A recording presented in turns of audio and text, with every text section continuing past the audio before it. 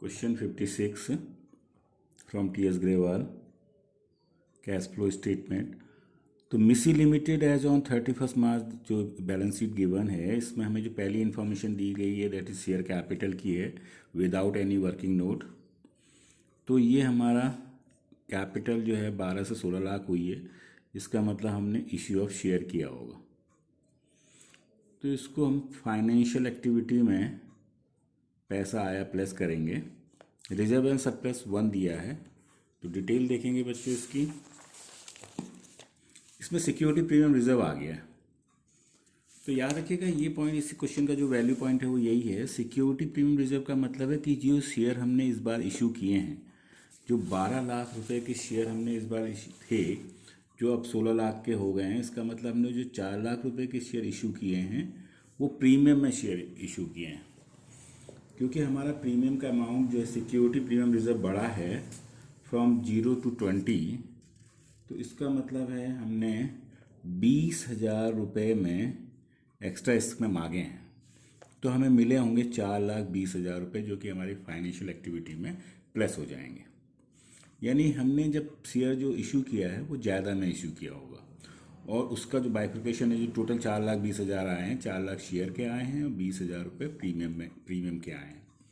और इस पैसे को हमने डायरेक्ट कैपिटल रिजर्व में ट्रांसफ़र किया जाता है। तो क्योंकि ये पैसा डायरेक्ट प्रीमियम में गया, as this is not transfer to statement of P&L account में नहीं गया ये पैसा, तो इसलिए हम इसको रिमूव नहीं करेंगे, हटाएंगे नहीं और इग्नोर करेंगे वाइल कैलकुलेटिंग ऑपरेटिंग प्रॉफिट निकालते समय बिफोर वर्किंग कैपिटल चेंजेज। इसका एक ही इफेक्ट होगा, क्या होगा कि ये जो प्रीमियम है ये हमारा फाइनेंशियल एक्टिविटी में बढ़ के आएगा पैसा। बाकी रिजर्व तो ठीक है, ये केवल हमारा फाइनेंशियल एक्टिविटी में बढ़ के आ जाएगा पैसा, और रिजर्व ट्रांसफर टू रिजर्व है ये, और ये हमारा करंट ईयर का प्रॉफिट निकालेगा जिसमें हम ट्रिप जोड़ते हैं। इसके बाद बच्चों लॉन्ग टर्म बोरिंग 10% डिवेंचर्स हैं। तो this is the rate of interest as we know. हमारा लोन बढ़ रहा है, फाइनेंशियल एक्टिविटी में प्लस हो जाएगा, लोन लिया जा रहा है। और जो अगर डेट नहीं दी है क्वेश्चन में, तो हम इसमें इंटरेस्ट जो निकालेंगे वो 2 लाख पे इंटरेस्ट कैलकुलेट होगा। तो जो 10% डिवेंचर है वो बच्चों कैलकुलेट होगा प्रीवियस ईयर की वैल्यू पे। It will be assume that कि debenture were issued at the last date of the year. तो केवल बिगनिंग पे लगाएंगे, that is 20,000 rupees interest paid. एक बार फाइनेंशियल एक्टिविटी में माइनस होगा, एनओई में प्लस होगा। कल से जब हम नेक्स्ट क्वेश्चन जो करेंगे, हम डायरेक्ट से भरना भी शुरू करेंगे, जिससे टाइम थोड़ा हमारा सेव होगा। एग्जाम्स में हमें क्योंकि एक्सप्लेन नहीं करना, किसी को बताना नहीं होगा, हमें तो करना है ना क्वेश्चन, तो हम इसे फटाफट जल्दी जल्दी करना सीखेंगे। देन बच्चों short term borrowing bank loan है। तो शॉर्ट टर्म बोरिंग जो है, अगर बैंक लोन, बैंक ओवरड्राफ्ट जो हैं, ये हमारी फाइनेंशियल एक्टिविटी में आते हैं। पैसा आ रहा है या जा रहा है, देखें हमारा 110 से 80 हो गया, मतलब लौटा दिया गया है, पैसा माइनस हो जाएगा। ट्रेड पेबल हमारी वर्किंग कैपिटल चेंजेज में आना है। टेंजिबल एसेट्स की वर्किंग दी गई है 2 नंबर की। मशीनरी अकाउंट बना लेंगे, कॉस्ट पे हम तो नेट पे बनाते हैं, BD और CD भरेंगे। डेप्रिसिएशन अकाउंट बना लेंगे, debt during the year find कर लेंगे।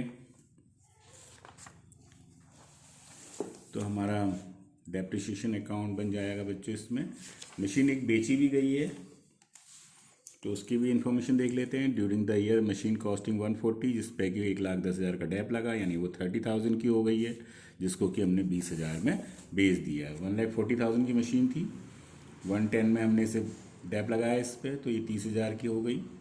20,000 में सेल हुई है बच्चों, तो 10,000 का लॉस हो गया। देन हम इसमें डेप्रिसिएशन अकाउंट बना रहे हैं, डेप की BD और CD भरी है, डेप ट्रांसफ़र किया है। तो इस तरह से हमारा डेप ड्यूरिंग द ईयर निकल गया। हम मशीनरी अकाउंट नेट वैल्यू पे बना रहे हैं, तो BD भरी हमने, CD भरी, डेप्रिसिएशन आ जाएगा, लॉस आ जाएगा, सेल आ जाएगा। This is a balancing figure. और डेप्रिसिएशन हमारा non operating non cash expenses हो जाएगा, लॉस आपका नॉन ऑपरेटिंग एक्सपेंसेज है, सेल हमारी इन्वेस्टिंग एक्टिविटी में प्लस हो जाएगा, परचेज हमारा इन्वेस्टिंग एक्टिविटी में माइनस हो जाएगा। डायरेक्ट भरें तो बेटर है। इसमें एक और इन्फॉर्मेशन भी दी है नॉन करंट इन्वेस्टमेंट की, नॉन करंट इन्वेंट्रीज की। ये 2 से 270 हो रही है। तो साथ में एक इन्फॉर्मेशन दी गई है ड्यूरिंग द ईयर एक इन्वेस्टमेंट बेचे भी गए हैं। तो मैंने कहा नॉन करंट इन्वेस्टमेंट अकाउंट वैसे ही बनता है जैसे मशीनरी अकाउंट बनता है, वैसे इसमें डिफरेंस ये है कि इसमें डेप्रिसिएशन नहीं आता। और नॉन करंट इन्वेस्टमेंट अकाउंट हमें तब बना लेना चाहिए जबकि information related to purchase, sale, profit और loss of non current investment given हो। तो हमने BD भरी जैसे फिक्स एसेट्स अकाउंट में भरते हैं, CD भरी बच्चों, और 96,000 की हमें सेल है, 16,000 का प्रॉफिट है। तो ये हमारी बैलेंसिंग फिगर आ जानी है, क्योंकि हमने 80,000 की चीज़ 96,000 में बेची है तो 16,000 का प्रॉफिट हो गया है। ये एक बैलेंसिंग फिगर आ गई है। देन फिर करंट इन्वेस्टमेंट तो हमारे CE में आ जाने हैं, trade receivable working capital changes में आ जाएगा, आफ्टर वर्किंग कैपिटल चेंजेज में जो प्लस माइनस करते हैं, और ये भी हमारी कैश एंड कैश इक्विवेलेंट में आ जाना है। तो इतने सारी इसमें हमारी इंफॉर्मेशन है। तो सबसे पहले हम फाइंड कर रहे हैं बच्चों net profit before tax and extra ordinary item. हमारा करंट ईयर प्रॉफिट आ रहा है सरप्लस से 3,640 माइनस 2 लाख दैट इज 60,000। अब इसमें टैक्स जोड़ लेते हैं। तो बेटा इसमें टैक्स आपका है नहीं, शॉर्ट टर्म प्रोविजन है नहीं, transfer to reserve, yes sir, tax तो है नहीं बेटा, नील, लिखने की जरूरत नहीं है। Transfer to reserve yes sir है, फ्रॉम जनरल रिजर्व 240 to 3,60,000 आ गया, ये आ गया, ट्रांसफ़र टू रिजर्व आ गया। इंटरिम डिविडेंड नहीं है, शायद नहीं है, बिल्कुल नहीं है। प्रपोज डिविडेंड भी नहीं है। इस तरीके से नेट प्रॉफिट बिफोर टैक्स जो है वो आ जाना है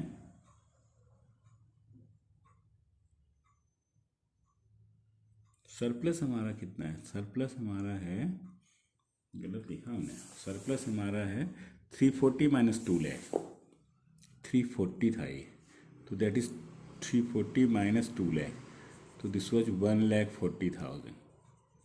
in this manner this is 2 lakh. ये हमारा पहला अमाउंट आ गया net profit before tax and extra ordinary item. अब इसमें हम वही जोड़ देते हैं, लिख लेते हैं फिलहाल तो DIWALI। तो डेप्रिसिएशन है बच्चों, इसमें डेप्रिसिएशन आया था हमारा, dep during the year was,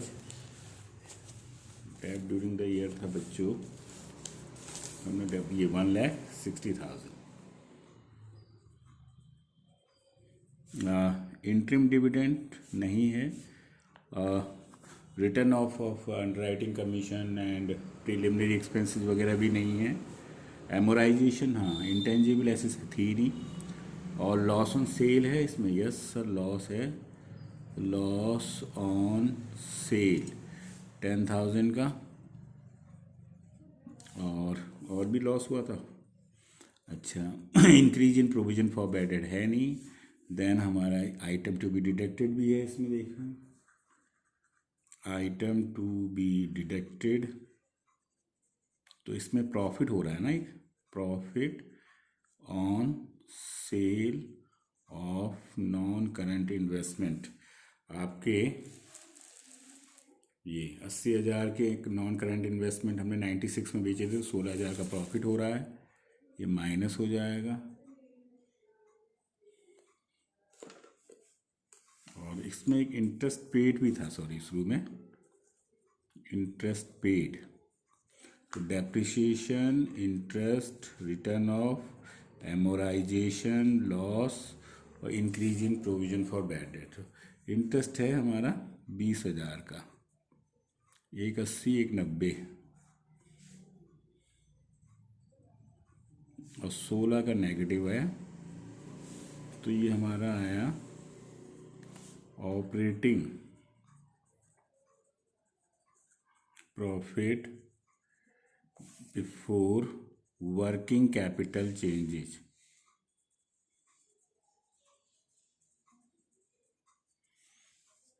इसमें से 80 और 73,74,000 पॉजिटिव आ गया।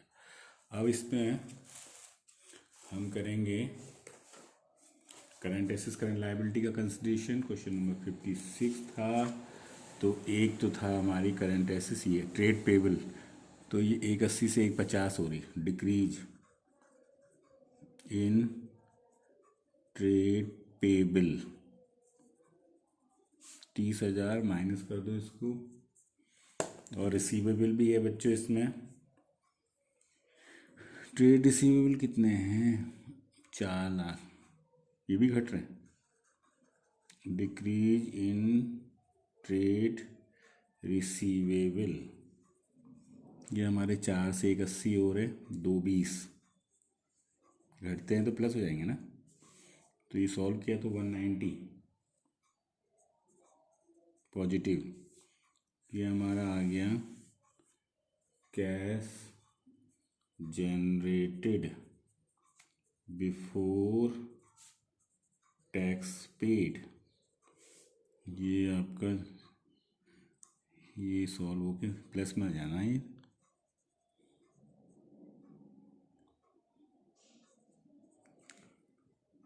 और इसमें टैक्स पेड का पॉइंट आज था नहीं। कहाँ मिलता है टैक्स पेड?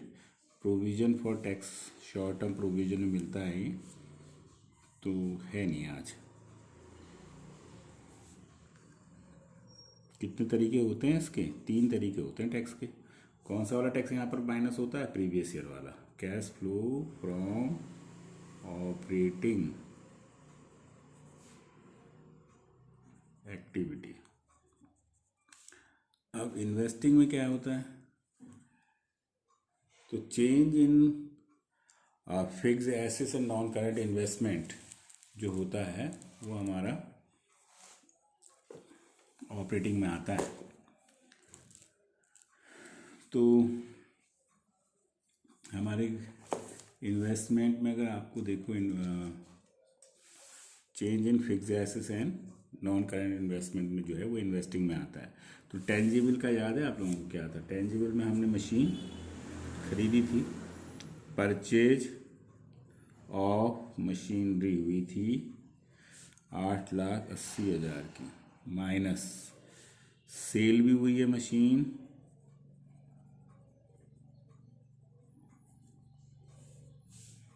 20,000 की,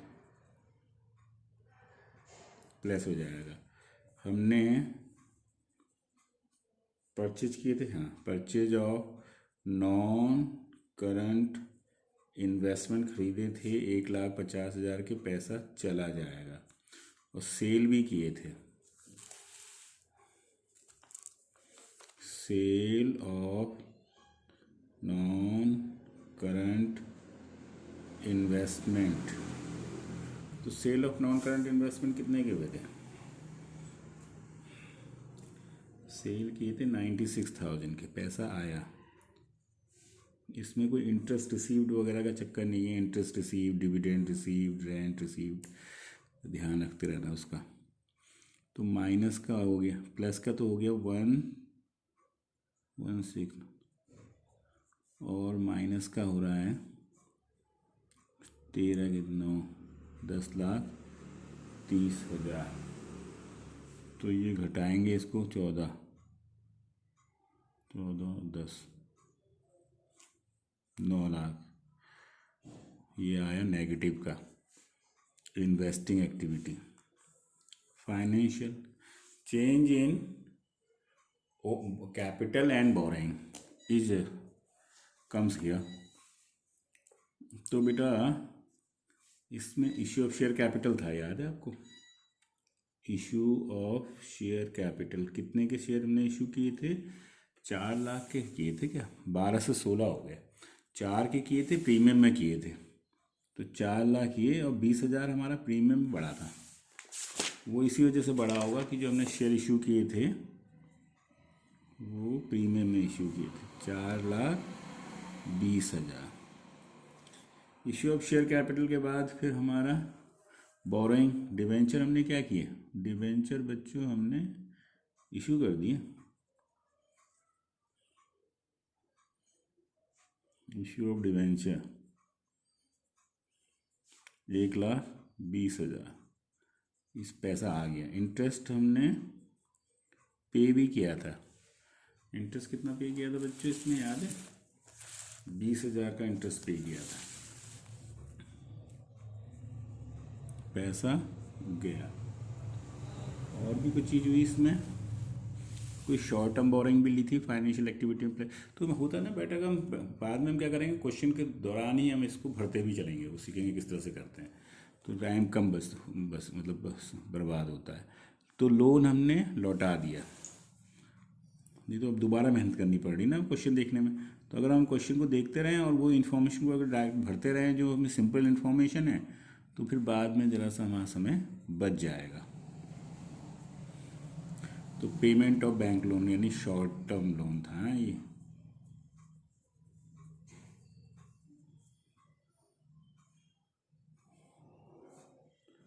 इसके अलावा हमने कुछ और भी इंटरेस्ट हो गया पे कर दिया, पेमेंट ऑफ लोन हो गया। और इसके अलावा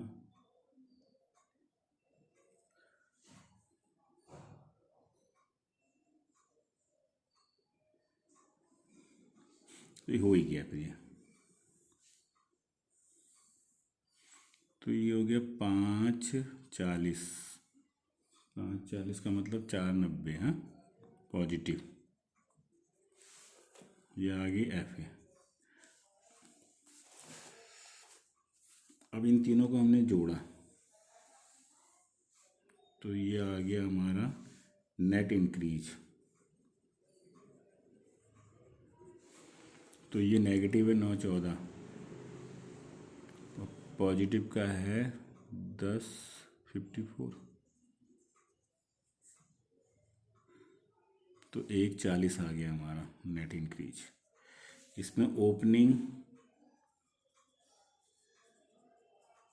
कैश इक्विवेलेंट जोड़ेंगे, कैश एंड कैश इक्विवेलेंट।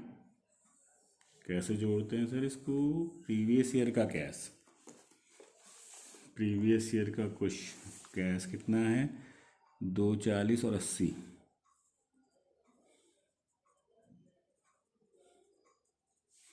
ये हो गया 3,20।